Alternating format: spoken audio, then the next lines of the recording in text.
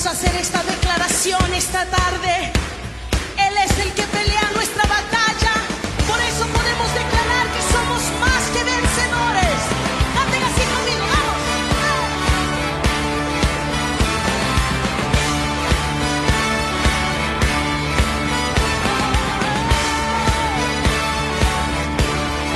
Lucha por nosotros, nuestro lado está.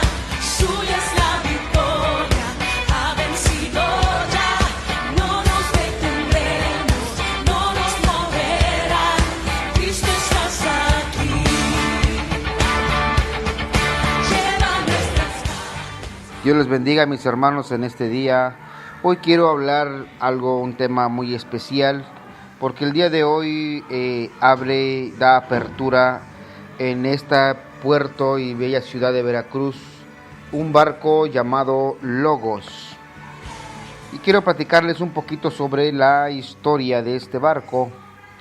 En el año de 1950 fue y nació nada menos en la mente de George Verwer y de aquellos que estaban con él. Tuvieron la idea de un barco. Ellos solamente eran un grupo de estudiantes de un colegio bíblico del área de Chicago. El pensamiento que les dominaba era el de conseguir algún vehículo para transportarse a México para los días de fiesta. Para aquellos estudiantes que no tenían ni un peso en la bolsa, esto era un problema de grandes proporciones. Pero aún así ellos estaban decididos a pasar sus vacaciones en México, no para tirarse perezosamente bajo la brillante de una playa de arena blanca y ojos azules. Ellos tenían otra cosa más importante en mente.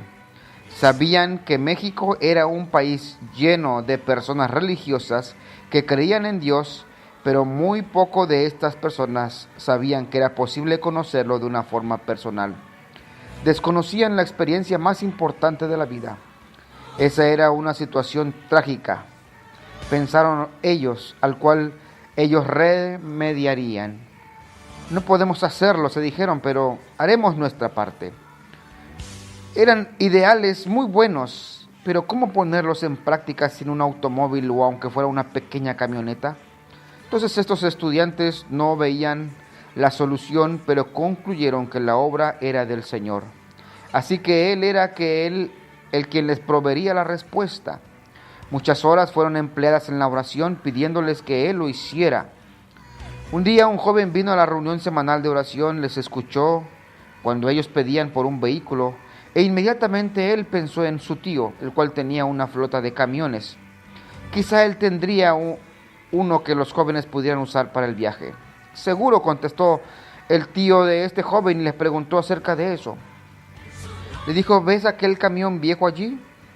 Ellos pueden llevárselo, pero te aseguro que no llegarán más allá de Chicago. No van a llegar a México. Unos días después, el camión lleno de estudiantes, libros, cristianos y tratados se dirigía hacia México. No solamente hicieron el viaje de ida y vuelta, sino que lo hicieron de nuevo en 2 ocasiones más en los siguientes próximos veranos. Al principio de los años 60, la misma escena, pero en mayor escala, tomaba lugar en Europa. Los estudiantes se habían graduado, 2 o 3 de ellos se mudaron a México para trabajar allí. Su meta era la misma, alentar a las personas a conocer a Dios en una forma personal. El método que usaron era el mismo, distribuir literatura cristiana y tratar de testificar a cada persona individualmente. El transporte era su problema también. Pero para esos jóvenes era desalentador pensar que Europa era demasiado grande y variada. ¿Qué impacto podrían hacer un pequeño grupo de hombres y mujeres? Pero por supuesto que su contribución era vital, pero eso no era suficiente. ¿Cómo iban a poder ellos interesar a otros, muchos otros, que les ayudaran? Haciendo que las iglesias se involucren. Esa era la respuesta, pensó George. Cuando lleguemos a una ciudad, en lugar de tratar de hacerlo de todo el trabajo nosotros mismos, trataremos de que la gente de las iglesias se interesen en trabajar con nosotros. Una vez que estas personas se involucren personalmente y vean cómo Dios puede usarlos, ellos querrán continuar aún después que nos hayamos ido a otro lugar. Este fue el comienzo de la organización conocida como Operación Movilización, que llegó a ser mejor conocida como OM. La idea de movilizar al pueblo de Dios para alcanzar a los necesitados y los desvalidos en Europa comenzó a aprenderse. Cada verano, cientos de jóvenes de muchas iglesias se reunían para recibir orientación, entrenamiento por unos días, y entonces se dividían en equipos pequeños, cargados con sacos de dormir, colchones de aire y mucha literatura cristiana. Ellos se extendían por diferentes partes de Europa y trabajaban con las iglesias que se interesaban en esas áreas. En muchas ocasiones ponían sus sacos y colchas de dormir en el piso de las iglesias y allí dormían. Aunque su estilo de vida era muy sencillo, el dinero era un gran problema para ellos. La mayoría de esos jóvenes no tenían nada y la organización OM también tenía para pagarles, ni aún para proveerles para sus gastos. Sus iglesias o algunos cristianos interesados proveían los fondos necesarios. Cuando esto no fue suficiente, y muchas veces fue así, los jóvenes oraban que Dios les proveyera de otras fuentes.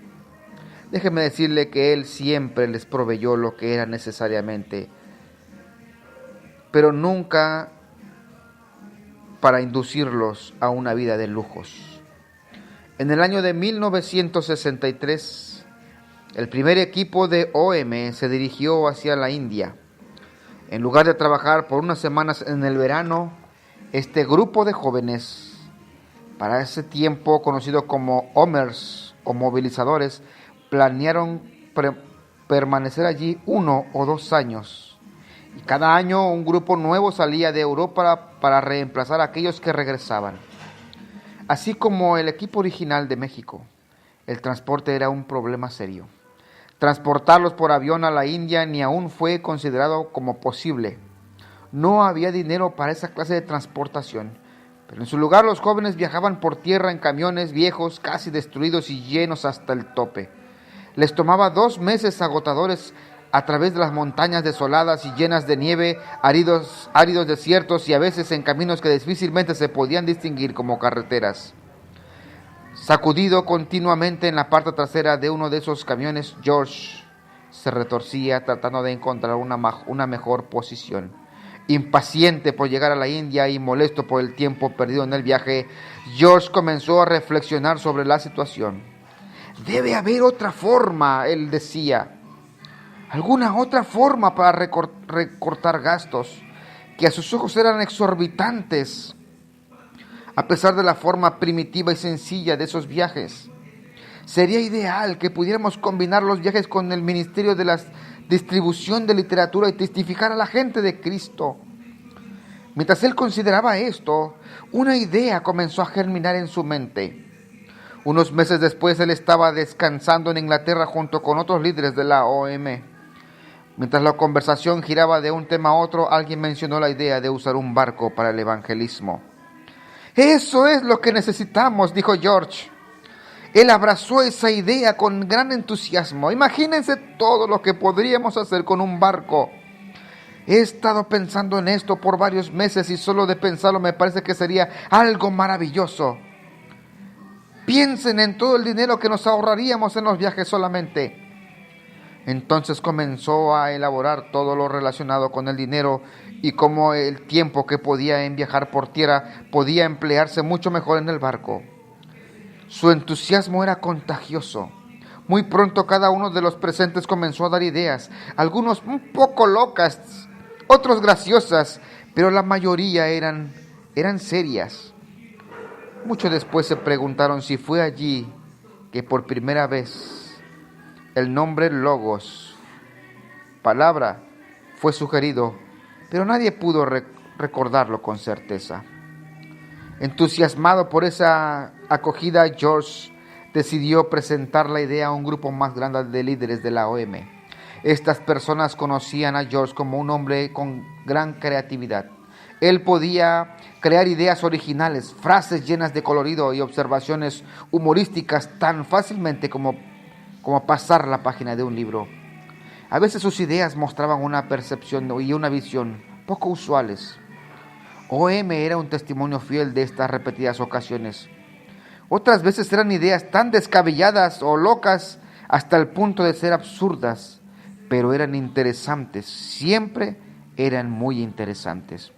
Por eso cuando George comenzó a presentar su idea de un transatlántico, hubo un sentido tangible de gran expectación entre sus oyentes.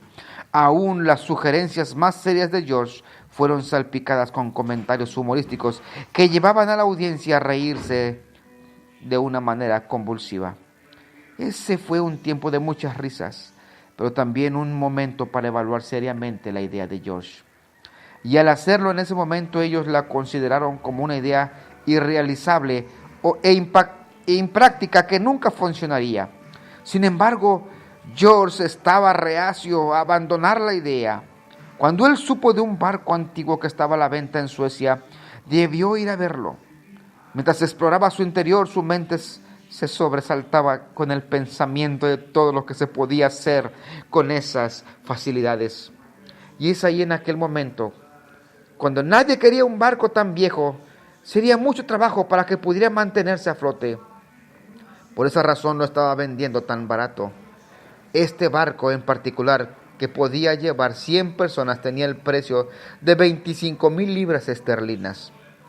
¿Cómo era eso posible?, pensó George asombrado. Su pensamiento corrió hacia atrás cuando los camiones casi destruidos que ellos habían comprado por poco dinero habían sido arreglados y puestos al servicio de la organización por muchos años.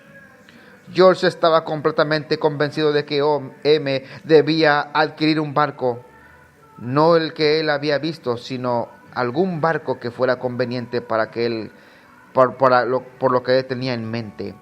Debía dedicársele más tiempo y considerar qué clase de barco era el que necesitaba.